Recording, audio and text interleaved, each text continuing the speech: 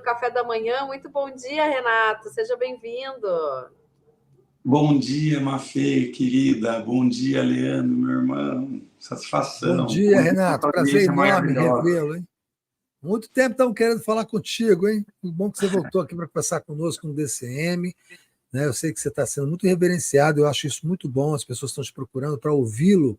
E antes de você entrar, Renato, eu até passei um vídeo seu, que foi um dos seus discursos na Assembleia, um dos seus ótimos discursos na Assembleia, esse sobre no Dia da Consciência Negra, e que você falou uma coisa que eu achei muito interessante, que eu queria aproveitar e expandir um pouco na nossa conversa, é de que quando você entrou no círculo de poder, né, como vereador e depois como deputado, você foi apresentado a um sistema onde famílias se emaranhavam, famílias, né, estruturas de poder baseadas em famílias, em tradições, se emaranharam para manter uma estrutura de poder dentro do sistema capitalista, que é o que você chamou de neo-escravocrata.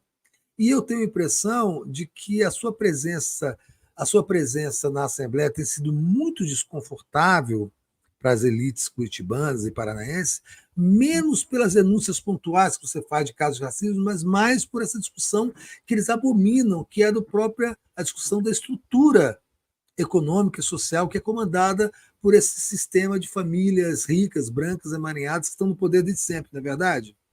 Exato, exato.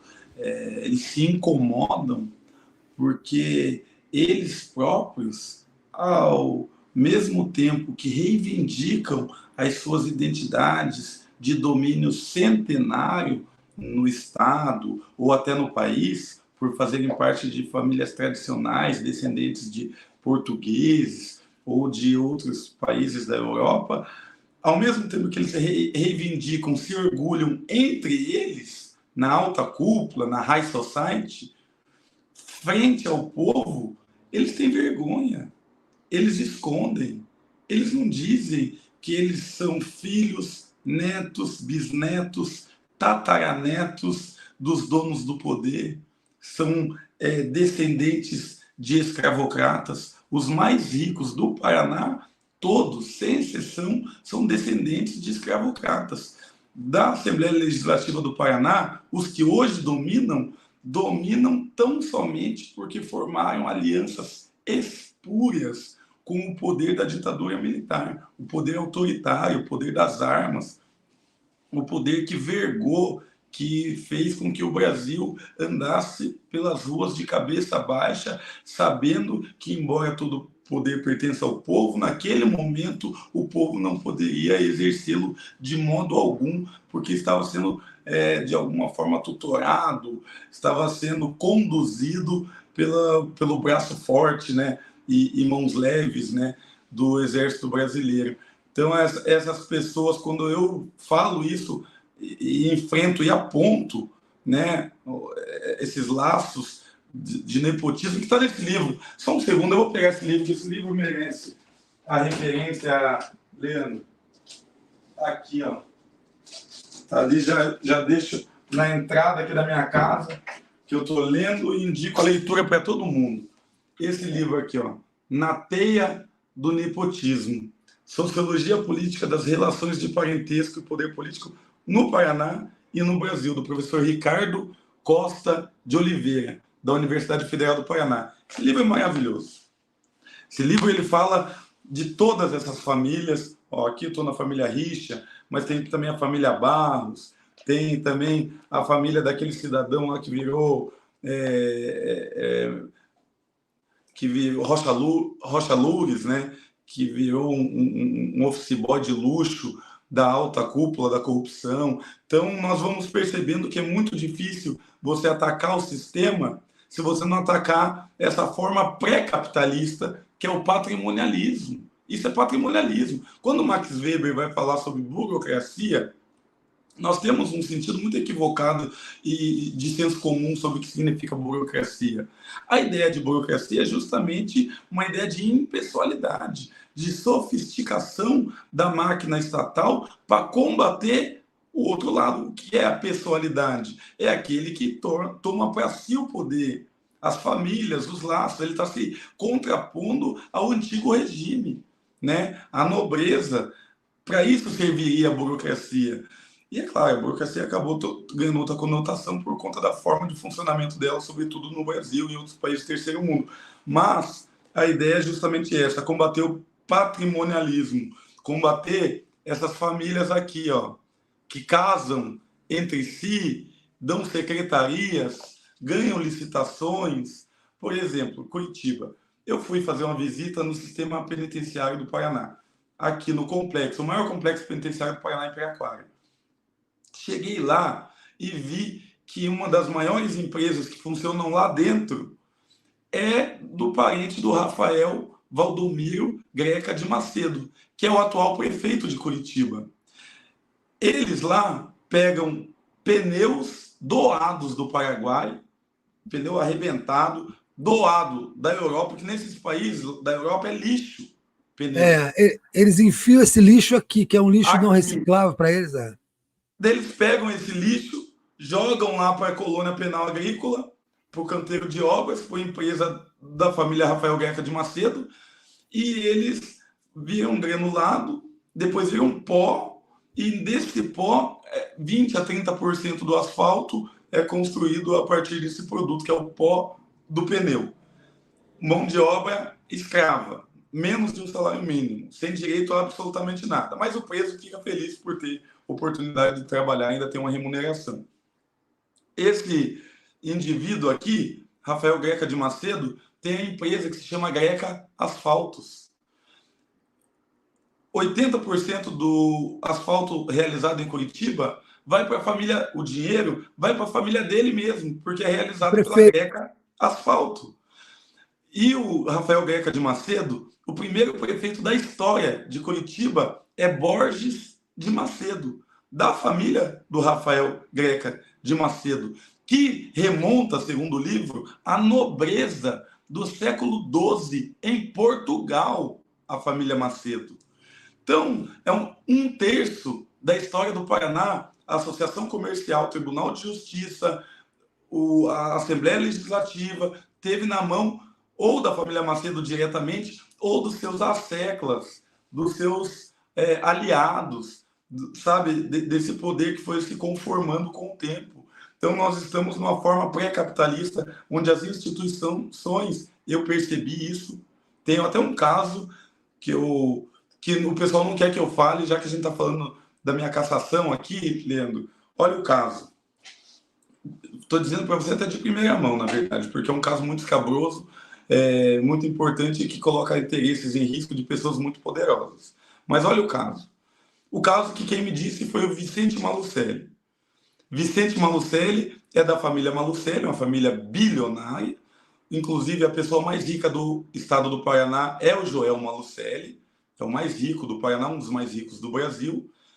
O Vicente Malucelli, que é sobrinho, parente dele, ganhou uma licitação para cuidar da comunicação da Assembleia Legislativa do Paraná.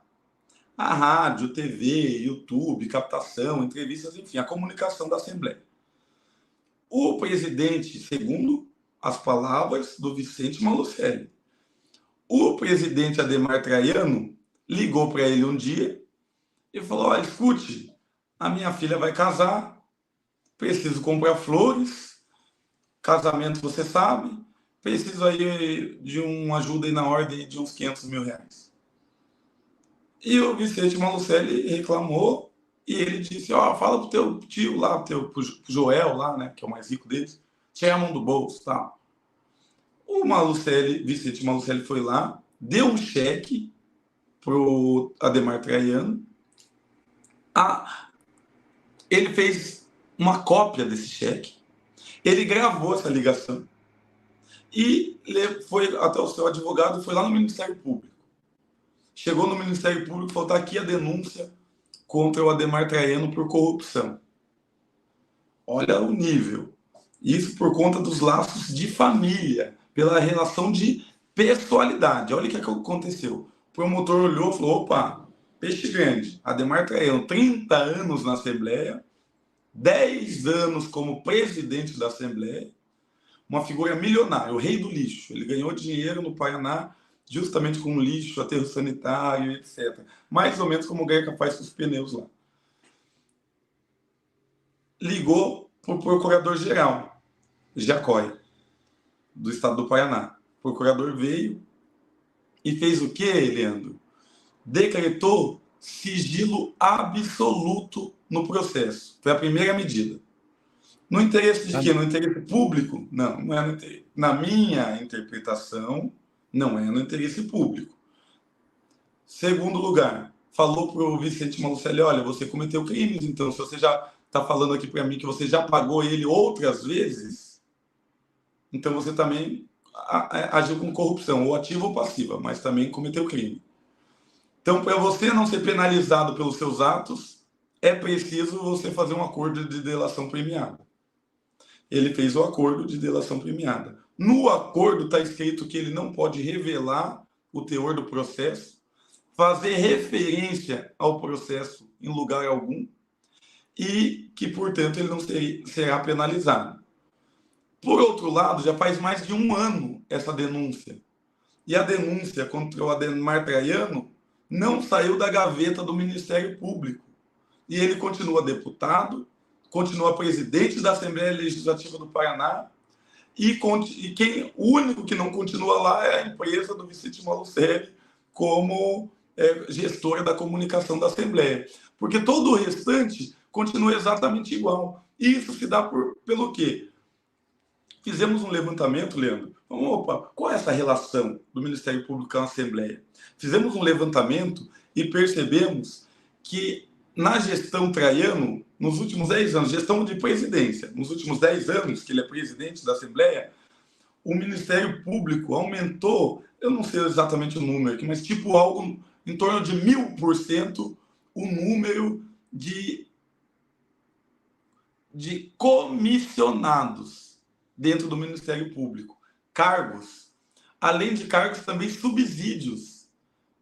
Auxílio isso, auxílio aquele outro, auxílio aquele outro.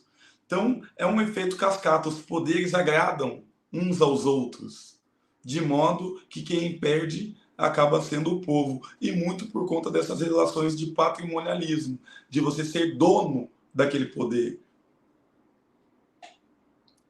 Isso é um modelo que é um modelo antigo, na verdade, é um modelo tradicional da política brasileira, e que mesmo apesar de muitos esforços de governos progressistas, não só da presidência, mas de governos estaduais e de governos municipais, ele praticamente nunca foi mudado, porque tem uma questão estrutural que depende de medidas que eu acho que dentro do nosso arcabouço jurídico não existem, né, Renato? Só uma medida revolucionária, só uma tomada de posição talvez revolucionária possa de fato alterar essa circunstância, não acha? Leandro, é a expressão, ao menos no Paraná, de onde vem o meu entendimento, minha experiência, ao menos no Paraná, acredito que no Brasil todo, mas isso é expressão, esse patrimonialismo que consegue deturpar e corromper com tamanha facilidade as instituições democráticas, é decorrente, é expressão do latifúndio, principalmente. Os coronéis que detêm a terra se organizam historicamente a partir de vínculos familiares. A nobreza da terra é a nobreza dos laços familiares, é o antigo regime.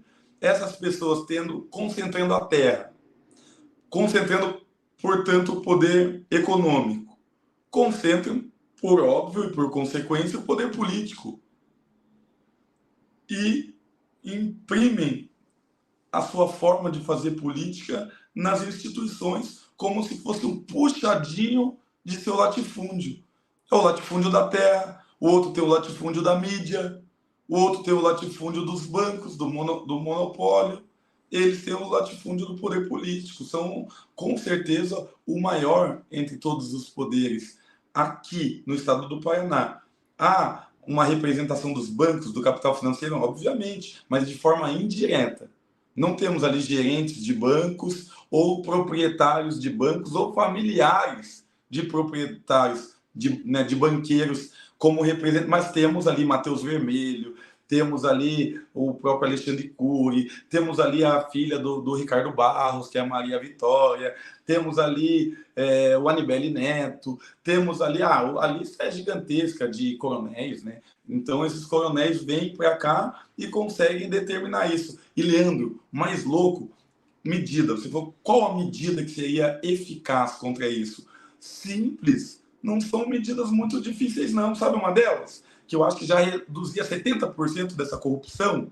A moeda de troca do poder público é cargo, via de regra. Claro, licitação, etc., daí foge um pouco a esfera. Vai só para a esfera criminal, né?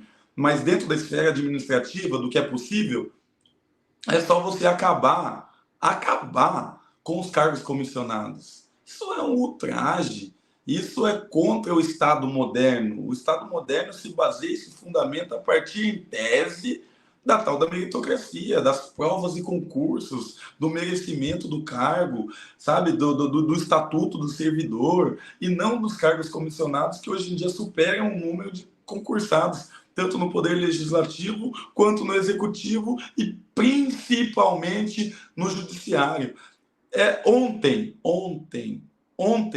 foi criado, eu votei contra nos 2 turnos, mas foi voto único contra, único. Só eu, no universo de 54 deputados estaduais, só eu votei contra a criação de mais 60 cargos comissionados para o Tribunal de Justiça do Estado do Paraná. Um poder agrada ao outro.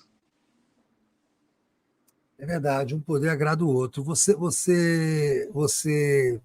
tem falado também sobre essa Curitiba que não aparece nos cartões postais. Eu achei interessante essa abordagem que você faz, principalmente na questão de moradia. Enquanto tem esse banquete, esse festim permanente de cargos, distribuição de cargos e entrelaçamento de famílias e distribuição de riquezas por meio de licitação, há uma realidade do Paraná que é completamente esquecida pela política paranaense, né? Por essa política paranaense, não é, Renato? Nós nascemos, Leandro, e eu digo nós porque eu morei em ocupação, minha mãe veio lá da Paraíba, imigrante, retirante, trabalhar em casa de família, não tive pai, não sou herdeiro.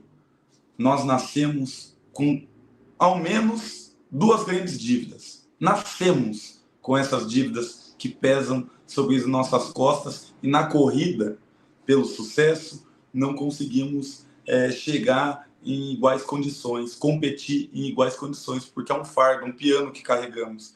Quais são eles? O primeiro deles, acredito, que seja a própria dívida pública, que nós pagamos com os nossos impostos, com as contribuições, com os tributos, com as taxas e etc. Esses tributos, 1/3 do tempo do ano trabalhado vai só para pagar esses tributos. E esses tributos são pagos para quem?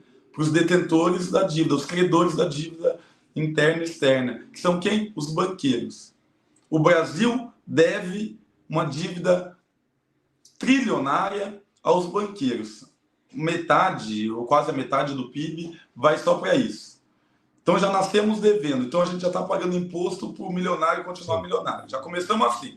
Desde criancinha, comprando 10 pão e um leite na mercearia, já estamos pagando a dívida do Itaú, do Bradesco, do HSBC e de outro Citibank e outros bancos. Depois disso, a gente já começa a pagar por não ter tido uma reforma agrária no nosso país. A gente começa a pagar o tal do aluguel. O que é o aluguel? Você é pobre, fudido, mal pago, não tem nem uma terra para ver o filho nascer, não tem uma casa para ver os pais, os avós descansarem. Você tem que pagar para a gente para existir, para se livrar das intempéries da natureza, para ter um teto, para você existir, meramente existir. E no outro dia dar a tua força de obra, a tua força de trabalho para alguma empresa. E esse aluguel, ele hoje é mais da metade, 50% a 60% da renda do trabalhador médio vai para pagar aluguel, principalmente nas capitais, onde a especulação imobiliária é gigantesca e vai empurrando as pessoas para a região metropolitana, para as famosas cidades dormitórios. Você me falou de Curitiba, e agora para responder de fato, Curitiba é isso. Geograficamente, territorialmente, ela é muito pequena, uma das menores capitais do Brasil. É muito pequena, é um ovo. e também muito rica. Como se dá isso? Já que tem uma Curitiba fora do cartão postal. Essa Curitiba fora do cartão postal, primeiro, ela é espremida para fora. Almirante Tamandaré, ao mesmo tempo que Água Verde, Juvevê, Cabral e etc., tem IDH digno de países nórdicos da Europa. Almirante Tamandaré, que é meia hora andando aqui, ó, saindo de Curitiba, indo para a região metropolitana, tem um IDH do Camboja. Tem um IDH de países que foram aniquilados por guerra civil, como El Salvador. Está entre os 10 municípios mais violentos do Brasil. Só o Paraná tem 4.000 municípios. Imagine quantos, eu não sei exatamente quantos municípios tem no Brasil todo, mas Almirante Tamandaré está entre os 10 mais violentos do Brasil. Rua sem asfalto, morro, pessoas não tem um hospital para ser atendido. Então, Curitiba usurpa, explora essas pessoas, joga elas para fora do cartão postal e descarta a vida delas em nome de quem? Dos donos do poder, dos coronéis. Ô, Renato, no mês passado, acho que foi no mês passado, né? O presidente da Alep, desse deputado Ademar Traiano, ele protocolou um pedido de cassação contra você por causa daquela discussão na ocasião acho que de uma audiência pública, né, sobre aborto, que ele encheu a plenária de crentes, de evangélicos, de igrejas, tal, que causaram enorme confusão, interromperam a sua fala, não lhe deram o direito de resgatar o tempo de fala, enfim. No final das contas, ele utilizou esse debate, essa discussão, para entrar com um pedido de cassação. Você tem outros pedidos de cassação? Em que pé que está essa discussão sobre esse pedido agora? Tem alguns. Eles têm sido consecutivamente arquivados, um após o outro, porque careciam de fundamentação. Era mais uma espécie de ataque político e perseguição do que exatamente a tentativa de me punir por algum ato. Esse último não, esse é diferente. Se diz pelos corredores da Assembleia Legislativa que nesse eu já estou condenado. Eles só estão modulando a pena de acordo com o que determina o regimento. O que aconteceu? Não é uma audiência pública, é uma sessão plenária comum, mas o deputado da bancada da bala, que promoveu nessas igrejas que ele faz parte a bênção das armas, né? Levou até a tribuna da igreja fuzis, metralhadoras, pistola 9mm, .40, e abençoou as armas junto a um pastor, um pastor macabro também. E ele, tendo contato com essas igrejas, ele chamou lá uma igreja que se chama O Alvo, que também conversa muito com os clubes de tiro que esse próprio deputado tem aqui na região metropolitana, ali em Almirante Tamandaré, inclusive. Os amigos dele, né? Ele próprio não pode ser o proprietário, então alguns amigos dele. E essa igreja, O Alvo, foi até lá junto com os seus fiéis, carregando bandeiras de Israel, Leandro, e falando contra o aborto. E eu não pude deixar de notar que havia ali uma grande contradição, porque o país de Israel é um país liberal, há um modelo do Ocidente, dos Estados Unidos, etc., né? É inclusive um posto avançado do Ocidente lá no Oriente Médio, né? Sabemos disso, né? Do Ocidente imperialista, né? Sobretudo na figura dos Estados Unidos. E eles têm várias possibilidades de aborto em Israel, entre outras coisas, legalização da maconha e outras coisas. Mas no aborto em si, Israel é super aberto. E eu falei, olha, vocês não sabem o que vocês estão fazendo e dizendo. O nome disso é hipocrisia, a homenagem que o vício presta à virtude. E daí o presidente cortou a minha voz, a minha fala. Falou, o senhor não pode falar assim, tal. Daí eu falei, eu posso, estou devidamente inscrito, de acordo com o regimento, e o senhor tem que me ouvir. Se o senhor quer falar, se inscreva, não me interrompa. O senhor tem que me ouvir e também esses hipócritas que hoje lotam essa casa. Eu estava me referindo, obviamente, a esses hipócritas religiosos. que não praticam e que utilizam o verniz do cristianismo para jogar pedra nas outras pessoas, para julgar as outras pessoas. Muito próprio dos nossos tempos. Ele, Adhemar Traiano, falou, aqui não tem nenhum hipócrita, Renato Freitas. Ele se colocou, a carapuça serviu para ele. Aqui não tem nenhum hipócrita, e a fala do senhor está cortada e tal, pá, daí cortou a minha fala. Esse é o cidadão.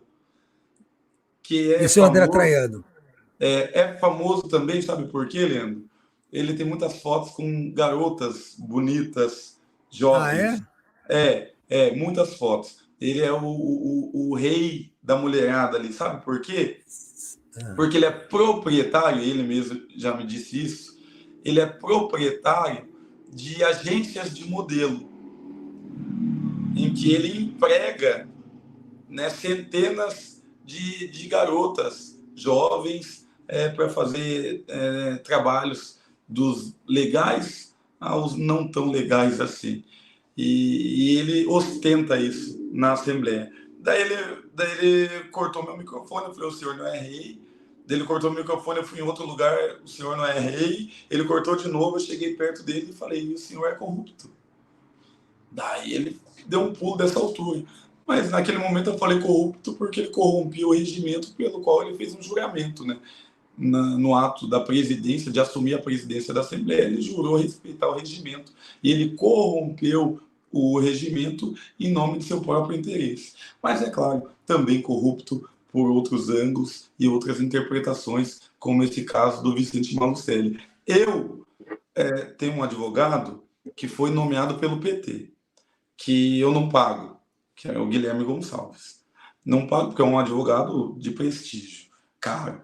E o PT aqui me indicou para advogar gratuitamente para mim. Eu falei que ia colocar na minha defesa, a rolar como testemunha, o Vicente Malucelli, e o advogado disse, olha, você vai se indispor com o Traiano. Eu falei, olha, pois bem, né? Me parece que eu já estou um pouco indisposto com esse cidadão, né? Dele, não, você vai se indispor com ele e com a casa. Ele falou, olha, mas a casa está na mão dele, ele está na mão da casa, é tudo uma coisa só, né? Não tem como quebrar fazer o omelete e não quebrar os ovos. Dele, não, mas se você se indispor com ele e com a casa, se você permanecer nessa estratégia, eu não vou me indispor. Eu estou fora. E exatamente no dia... Advogado?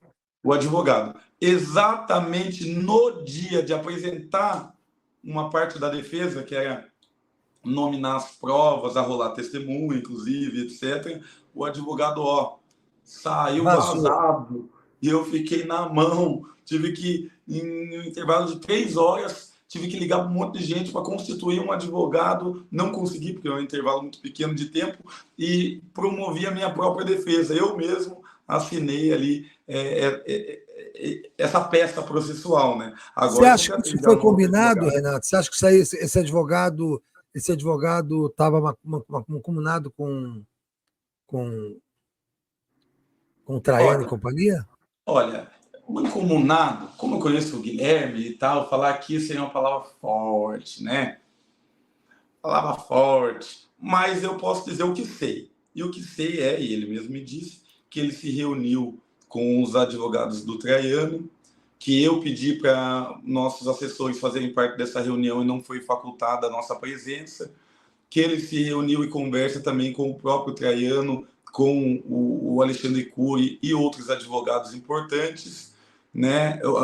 Advogados não, parlamentares importantes, e também que ele já advogou para esses parlamentares da extrema-direita e da elite paranaense. Então, ele transita muito bem e acredito eu que ele não quis se queimar, que o maior trunfo dele seria me segurar, me conter, me controlar para fazer uma moral com eles e comigo, de alguma forma, sacrificando um pouco, tendo uma punição um pouco menor e acendendo uma vela para cada santo.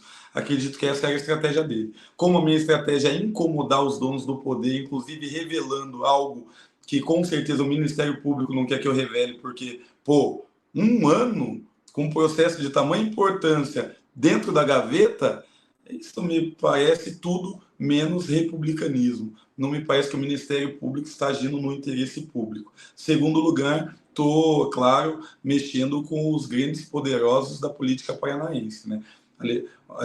Por exemplo, o próprio Adhemar Traiano e o primeiro secretário Alexandre Cury. Alexandre Cury é neto do Aníbal Cury, né? Quem sabe quem foi e o que representou Aníbal Cury na Assembleia Legislativa do Paraná, logo vai saber que é alguém que ninguém nunca mexeu, né? Nem a mídia, nem o poder financeiro, nem a oposição política, ninguém nunca mexeu, porque foi uma pessoa que teve um controle absoluto sobre a política por todo o tempo em que ele viveu.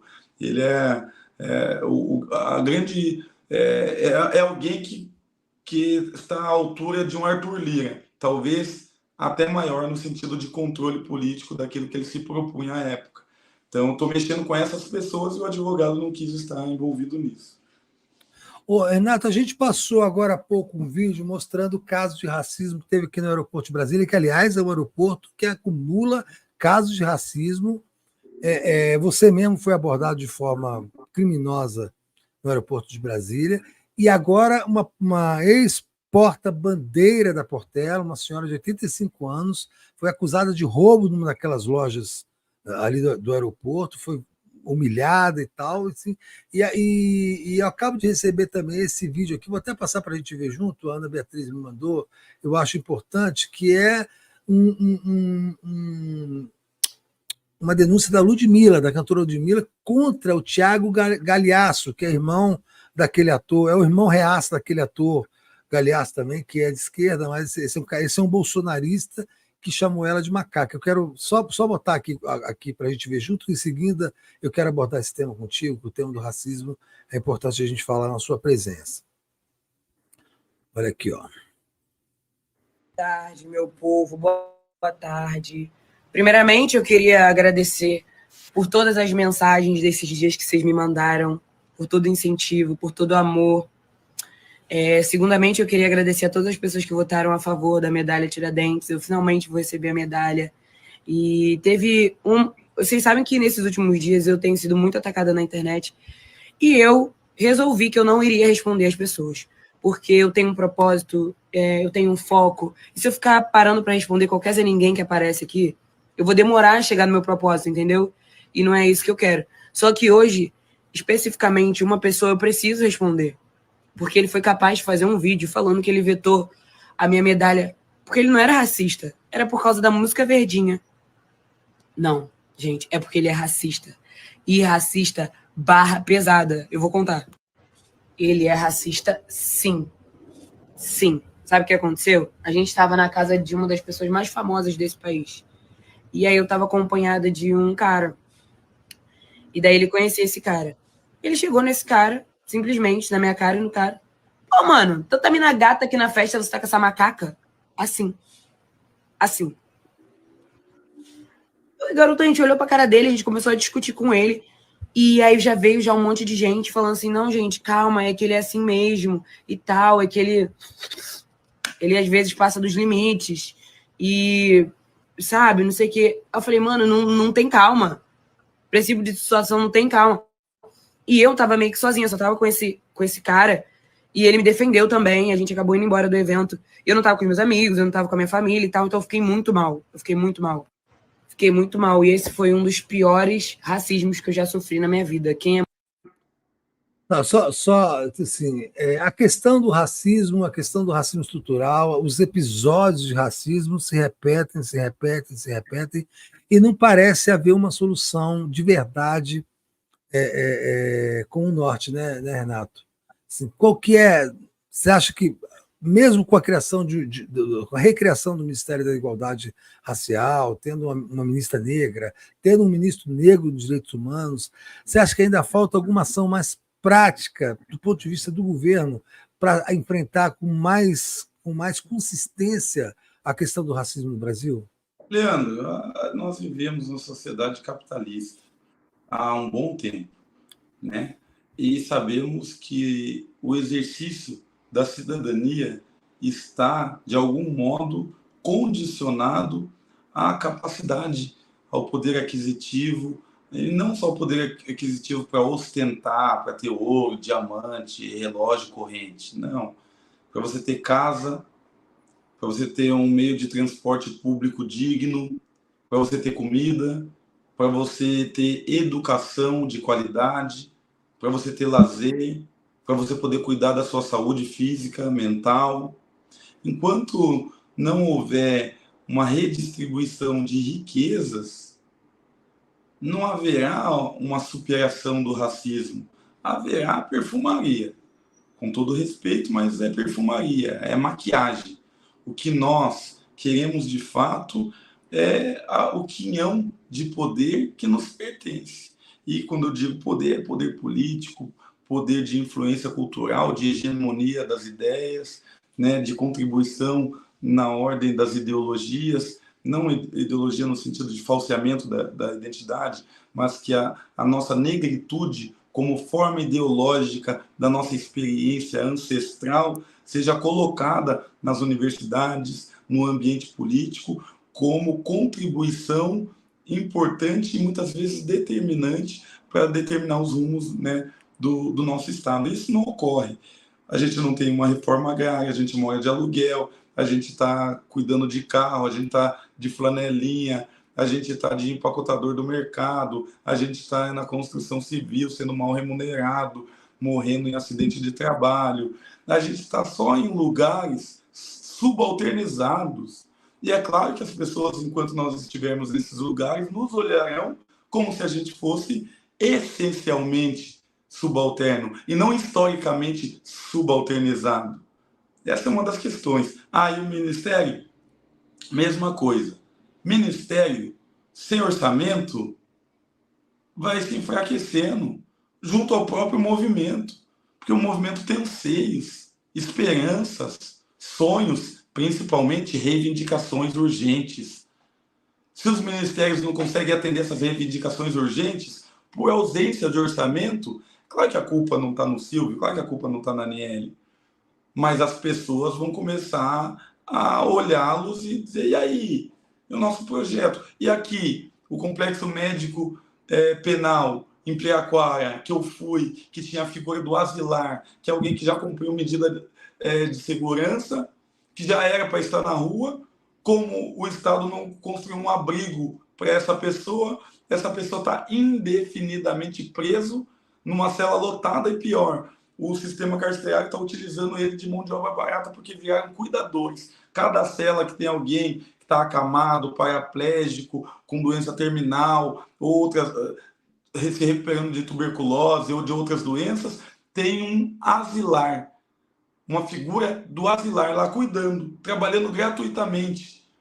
Uma pessoa que já era para estar na rua, por força de decisão judicial, que diz, não, essa pessoa já cumpriu a medida de segurança, já tem plenas condições de estar em liberdade, junto à sociedade. O Estado só precisa construir uma casa asilar para que essa pessoa vá lá uma vez por semana, assine, converse com o psicólogo. O Estado não fez e a prisão diz, não, então não vamos liberar, porque como o Estado não fez, se essa pessoa morrer ali na frente, a responsabilidade é nossa.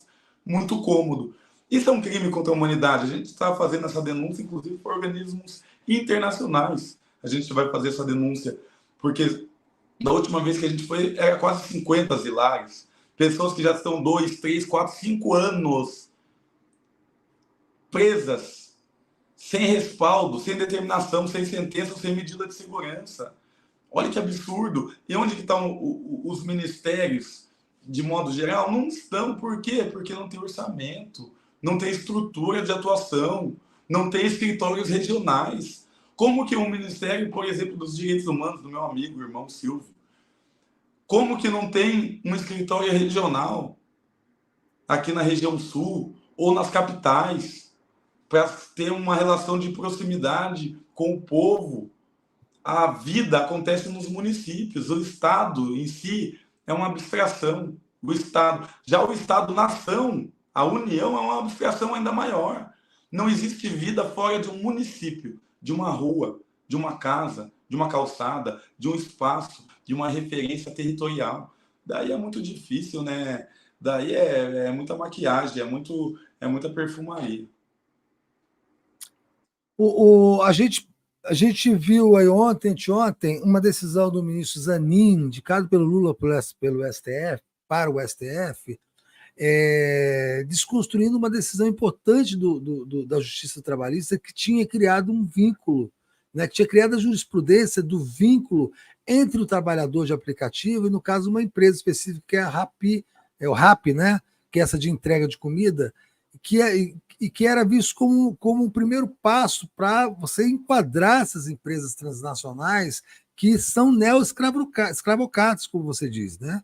Que criaram, que super precarizaram as relações de trabalho, e hoje você tem escravos que passam 16, 17 horas por dia na rua pedalando, dormindo em bancos de praça para poder entregar comida, muitas vezes com fome.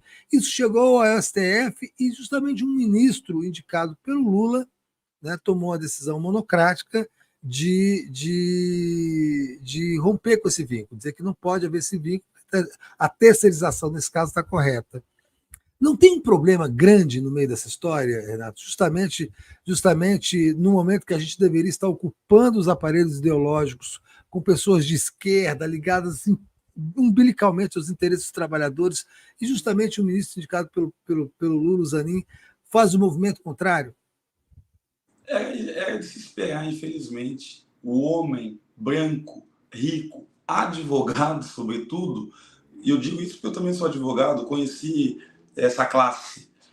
O homem branco, rico, letrado, advogado, que pelas suas próprias condições objetivas de existência no mundo se afastam em tudo e de todos os modos das pessoas que habitam a base, que produzem a riqueza, que moram nas periferias, que pilotam as motos com fome, levando comida, que morrem em acidentes de trânsito e não são indenizados, que caem, quebram uma perna, não ganham dinheiro da Previdência, não ganham dinheiro para consertar sua moto e fica em casa sobrecarregando a esposa, que muitas vezes cuida dos filhos e daí passa a cuidar também do marido, que agora acidentado, não contou com nenhum amparo, nem do Estado e nem da empresa. Olha que triste essa realidade, que faz com que as pessoas, para viver com o mínimo, para sobreviver, tenham que trabalhar 14, 16 horas por dia, e isso não é visto pelo Zanin, porque ele nunca conheceu alguém, ele nunca conversou com alguém, ele nunca abraçou, ele nunca teve um amigo, ele não sabe o que come, quem são, que espécie é o chamado trabalhador precarizado agora, né, do século XXI, aqui, né, do início do século XXI. Então, a escolha dele foi para manutenção, foi para continuidade. A decisão dele bem demonstra isso, né? Infelizmente, não me surpreende. Fico triste, mas não super surpreendido. Tem uma coisa, daqui a pouco a gente vai terminar, e tem uma coisa que eu queria perguntar para você, assim, qual é o impacto que ainda causa a sua negritude na Assembleia Legislativa do Paraná, na política paranaense, o fato de você usar o seu cabelo Black Power, do fato de você impor a sua negritude na sua narrativa, qual o impacto, eu digo exatamente político, não, mas o impacto social que essa sua presença, essa sua insistência em impor a simbologia da sua negritude dentro da política paranaense causa até hoje, Renato? Um exemplo prático disso. Essa semana que passou não, essa semana que ainda estamos, na terça-feira, eu acho que foi. Agora, a Maria Vitória Barros, herdeira do Ricardo Barros, da Cida Borghetti, famílias, né, seculares aí que dominam a política do Estado do Paraná, ela apresentou um projeto para dar uma medalha de direitos humanos. E daí, a princípio, a medalha é para o dia 20 de novembro, então a medalha é Zumbi dos Palmares, o nome. Fazer uma moral aí com a população negra. Daí foi um outro, isso já faz alguns anos, né? Foi votado agora, mas foi para votação agora e acabou saindo da pauta, mas foi protocolado há alguns anos. Daí um outro deputado, Homero Marchese, foi lá e disse, olha, segundo a historiografia contemporânea, Zumbi dos Palmares era escravocrata, sequestrava mulheres e proibia as pessoas de fugir do quilombo. Usava o quilombo como se fosse uma prisão. Fonte, manual anticorreto, politicamente incorreto, alguma coisa assim. Isso. Aqueles livros da história politicamente correta do Brasil. De gente tosca, gente que... aquele Leandro Narbac, é um reconhecido picareta. Um reconhecido idiota. E daí são coisas que são feitas para a utilização de demais idiotas que, já que não tinha uma referência, uma tábua de salvação para eles no lodo da história, eles se abraçam nesse tipo de coisa. E daí foram lá e colocaram isso como fundamentação do projeto e retiraram o Zumbi dos Palmares. Daí colocaram Irmãos em Bolsas. Foram homens negros, irmãos, né, negros, já miscigenados, que vieram engenheiros aqui em Curitiba, fizeram algumas obras e tal, mas que não tiveram exatamente uma luta. Por último, ela veio lá e falou, não, coloca da Enedina Alves Marques. A Enedina, a mãe dela, uma mulher negra, primeira engenheira também do Paraná, do Brasil, salvo engano, uma figura muito importante. E a mãe dela trabalhou em casa de família e ela estudou também em escola da elite à época, porque a mãe dela trabalhou em casa de gente muito importante. Só que ela, embora tenha sido uma figura muito importante, uma engenheira, né, teve essa proeminência, esse valor histórico, não foi uma lutadora dos direitos humanos. E, de todo modo, a figura de Zumbi dos Palmares, no dia 20 de novembro, não tem como se desconectar, porque 20 de novembro é exatamente o dia que Zumbi foi assassinado, em 1695, na expedição do bandeirante Domingos Jorge Velho, que é o assassino. Eles foram lá e retiraram o nome do Zumbi, mas queriam deixar a data de 20 de novembro.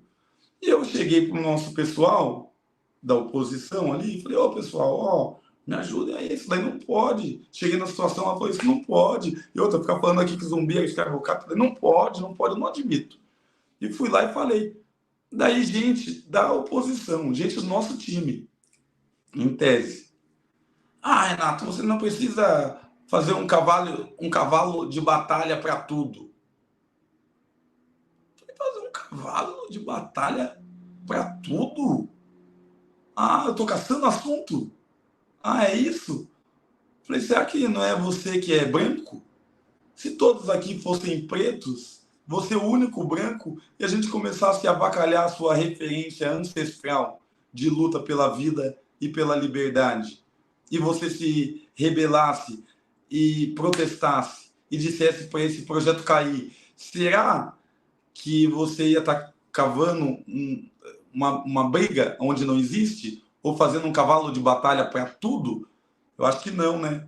Esse é o privilégio branco. Você não quer mudar um mundo que tanto te beneficia. Daí já ficou quieto. Mas não precisa briga antes. Deixa para brigar depois, então. Falei, eu brigo antes, brigo durante e brigo depois. Isso representa um pouco da nossa presença negra na Assembleia. Porque sozinhos, porque sozinho, porque é difícil, porque combatendo uma tradição branca de dominação que remonta a séculos. Nós ficamos mais tempo, nossos antepassados, escravizados do que hoje temos tempo em liberdade. Então é muito difícil você desfazer. O racismo não é só uma injúria, como foi feito ali, macaca ou macaco. Já aconteceu comigo também, mas o racismo não é só isso. Não é só essa injúria direta. O racismo é uma forma de proceder na política que vai nos apagando aos poucos e que se encoraja para no espaço público dizer, por exemplo, que Zumbi era escravocrata, ou dizer que foi a um quilombo e que o afrodescendente mais magro que tinha lá pesava não sei quantas arrobas, que bebia, que não servia sequer para procriar, e mesmo assim se tornar presidente da República. Essa é a pior forma de racismo, que é a que naturalizou a nossa suposta inferioridade, né? Você ficou surpreso com a eleição do Javier Milei na Argentina? Você acha que é um processo natural de fascistização da política da América Latina, Renato? Eu não fiquei surpreso. Eu não fiquei surpreso. Olha, os tempos em que vivemos, ao meu ver, Leandro, são tempos em que se é quente ou se é frio. O morno é vomitado. O peronismo, da forma com que ele se arrasta hoje, num populismo conciliador na Argentina, da mesma forma com que a gente viveu aqui, uma espécie de centro-democracia conciliadora, pragmática, e de algum modo ainda estamos vivendo, essa forma política tende a ser vomitada. As pessoas querem mudanças radicais. É claro, eles oferecem uma mudança radical para piorar. A direita conservadora, retirar ministérios, promover um governo de morte, mas não deixa de ser uma mudança. Não deixa de ser uma mudança. O que o Bolsonaro fez não deixou de ser uma mudança. Num cenário em que tinha PSDB, PFL, né? Hoje em dia virou DEM, né?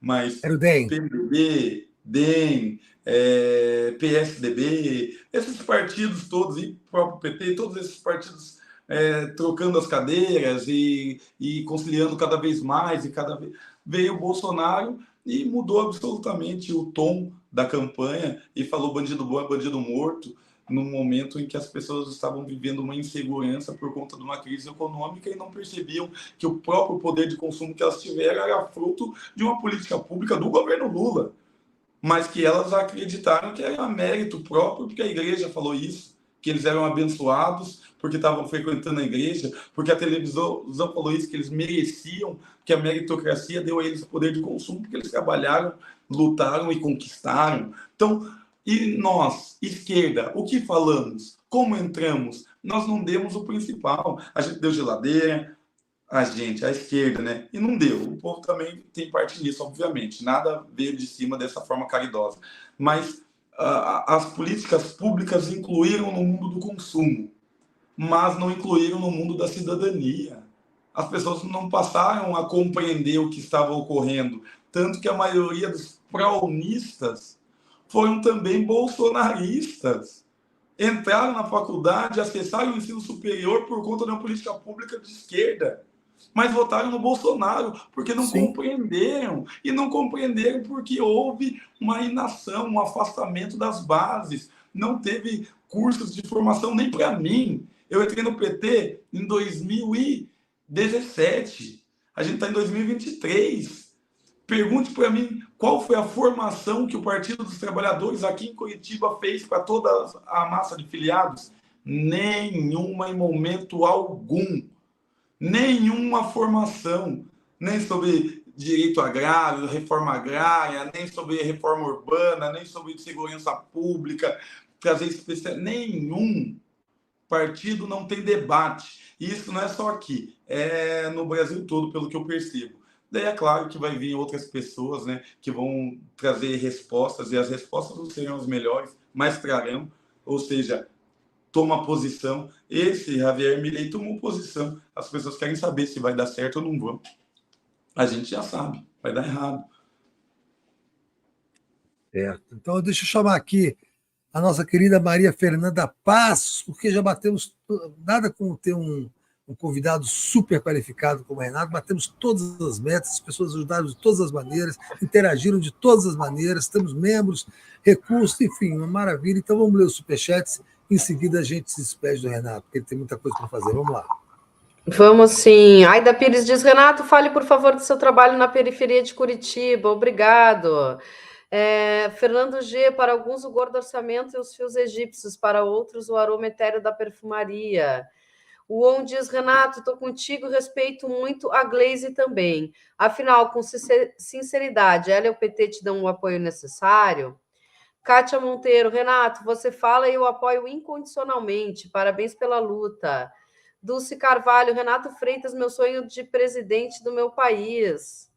Valdec Santana, Renato é o PT que nós queremos e precisamos. Valéria Eliana dos Santos Mafê, leia o meu chat de membro para o Renato. Beijo, já li. Não, acho que eu vou ler mais, tá lá mais para cima. Vou ler, estou lendo todos. Rodrigo Spiegel, Renato, é nesse livro que há um estudo que demonstra o entrelaçamento de famílias que uniu juízes e procuradores da Lava Jato com como Elites Históricas do Paraná, o livro que tu mostrou no começo da live. Também. Caio Mantese, bom dia, deixando meu ingresso solidário. Sari diz, simboliza o valor do cheque da Micheque. E aí? Maurício, medo de quem cerca o Lula fazer ele entrar para a história como o Chamberlain brasileiro. Tem que negociar de cabeça erguida. Aparato do Estado sendo entregue aos nazis. Dulce Carvalho diz, Renato, por que você não muda de partido? Shirlene Batista, um salve para o Renato. Alegria tê-lo aqui pela manhã. Abraço, camarada. A Terezinha Pinheiro diz, viva o Renato. Vando Lemos, e os R$5 que o Roberto Requião ofereceu para cortar o cabelo. Berenice Damasceno, 89 mil igual a 160 peças, igual a R$525 média por peça. Vejam preços em lojas populares, lençóis, colchas. Na verdade, somos nós que acabamos enfatizando de forma negativa e entramos de gaiatos na onda fascista. O Maurício diz, divulguem as redes e canal do grande Renato Freitas. Não esquecer, canal dele é ótimo.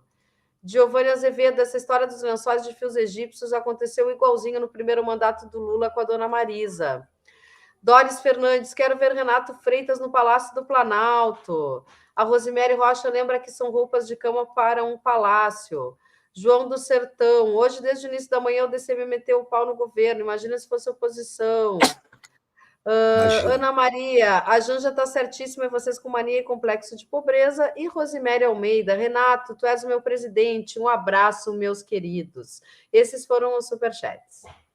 Renato, por favor, se despede da gente, mas me fala como é que está hoje a sua posição dentro do PT, né? Qual que é hoje a sua relevância dentro do PT, qual é a sua articulação no PT, se você já está entranhado como já tem uma relação mais orgânica com a cúpula do partido e já se impõe como uma liderança importante por lá. Olha, Leandro, no PT eu perdi desde o começo, porque quando houve aquela manifestação fatídica da igreja Nossa Senhora do Rosário dos Pretos, por conta da morte do Moise Kabagambe, e o PT estadual, a partir da figura do seu presidente, Arilson Chiorato, e também a partir da figura do presidente municipal, né, do PT Curitiba, Ângelo Vagnoni, assinaram uma nota dizendo que eu tinha sido, enfim, infantil, precipitado, errado, que eu devia desculpa para o PT, para a igreja, para a sociedade, para Curitiba. Daí depois o Lula veio na banda B, numa rádio policial até, saber da direita aqui, e daí perguntaram para ele, e o caso Renato Freitas, bem no calor do momento, a comunicação do PT estadual disse, não, vai lá e malha ele para não perder os votos dos evangélicos.